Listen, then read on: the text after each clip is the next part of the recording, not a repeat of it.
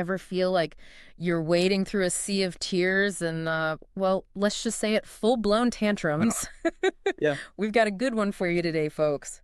It's all about how to tame those tantrums, help everyone stay a little calmer. Yeah. It's funny because we talk about managing tantrums, but we rarely talk about what's happening like inside a child's brain when they're having a meltdown. It's actually really interesting. So are you saying there's like a scientific reason my toddler turns into a screaming banshee when I cut her sandwich the wrong way? Well, kind of. Yeah. Think of it this way. A tantrum hits, Yeah. right? And it triggers this primal fight or flight response in your brains. Okay. And suddenly their amygdala, which is the part of the brain that deals with emotions, it's basically on overdrive, right? And it's flooding their little system with stress hormones. So, rational thought, forget about it. So basically what you're saying is it's not just them being difficult. There's actual science behind these meltdowns, Exactly. which actually makes me feel a little bit better because some days it's like, what am I doing wrong? Well, and the thing is, as adults, we can usually, kind of talk ourselves down from that ledge. Yeah, But little kids, they haven't developed those coping mechanisms yet. that makes a lot of sense. So what can we do? I mean, besides hiding in the pantry with a bag of chocolate chips, which, by the way, I do not recommend. Well, that brings us to our first tip, Uh, and it's surprisingly simple. Stay calm yourself. oh, easier said than done. Right. I mean, especially when it feels like you're in the middle of a hurricane. Exactly. But here's the deal. Kids, especially those really young ones, they're hardwired to, mirror our emotions. Oh, tell me about it. My daughter, if I get stressed, she picks up on it instantly. Right.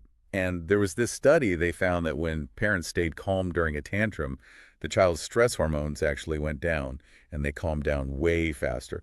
It's like magic, but the science kind. So deep breaths all around. That's it. Deep breaths for everyone. Okay, so deep breaths aside, what else can we do to navigate these emotional tidal waves?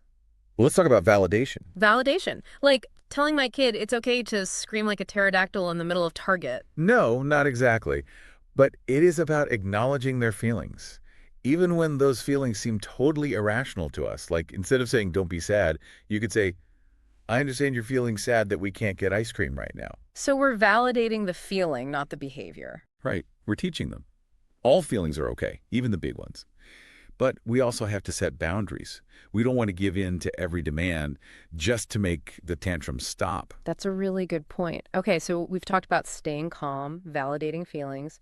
What about when you just need to hit the reset button? I think you're talking about distraction and redirection. Yeah, like changing the channel on meltdown mode. Exactly. And this can be seriously effective, especially with those younger kids. How so? Well, think about it. Little kids are naturally curious. Their brains crave novelty, right? So sometimes a well-timed distraction can work wonders. Like, oh, look, a sparkly bird, or getting them interested in a new activity. That actually reminds me of this one time my son was having a complete meltdown because, well, who knows why, he's 2. But we were at the park and I just started blowing bubbles. And it was like someone flipped a switch. That's amazing. It's almost like a superpower. It really is. Speaking of superpowers, what about positive reinforcement? How does that play into taming tantrums? Oh, this is huge. We want to catch those kids being good. Yeah. Did they take a deep breath? Did they use their words instead of, resorting to other methods? Call it out. Say, hey, I love how you used your words to tell me how you were feeling. So we're basically shining a spotlight on the positive behavior, not dwelling on the tantrum itself. You got it. And last but not least, let's talk about calm down corners. Now, a lot of people think of this as like a timeout, but it's not about punishment. It's about creating a safe, comfy space where your child can go to regulate those big emotions. So it's like their own little emotional retreat. I love that. So where do we put this magical calm down corner, and what do we put in it? Well, it could be a corner of their bedroom or, even just a designated spot in the living room. And the key is to involve them. Okay. Let them help decorate it, put some comfy pillows, some sensory toys, whatever helps them feel safe and grounded. That is such a good point. I love that idea. Wow, this whole deep dive has been so eye-opening. And, it makes me think about the bigger picture here. We're not just trying to survive these tantrums, right? We're teaching our kids valuable life skills. Exactly. We're teaching them how to deal with frustration, how to regulate those big emotions. It's like they're going to face challenges throughout their lives.